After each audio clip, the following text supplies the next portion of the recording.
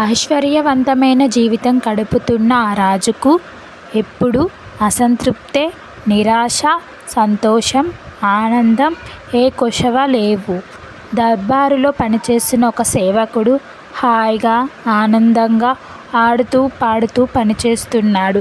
రాజు అతన్ని అడిగాడు, ఇంత సంతోషానికి కారణం ఏమిటి అని. రాజా, నాదేముంది, నేనో సేవకుడిని. నా కుటుంబానికి గూడు, 2 పూటల తిండి ఉంటే చాలు, అంతే కదా. ఈ జవాబుకు రాజుకు తృప్తినివ్వలేదు.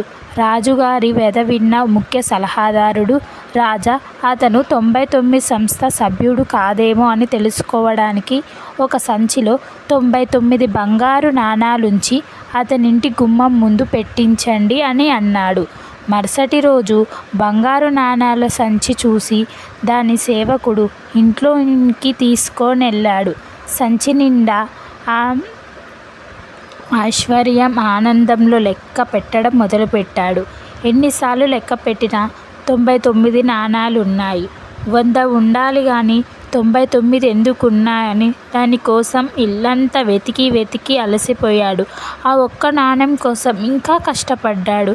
అలసిపోతూ కుటుంబానికి దూరమై సంతోషంగా పనిచేయడం కూడా మరిచాడు.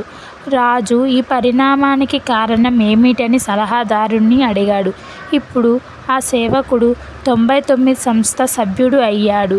సుఖంగా, ఆనందంగా ఉండటానికి తగినంత ధనం ఉన్నా ఇంకా ఎక్కువ కావాలని ఆరాట పడుతూనే ఉన్నాడు.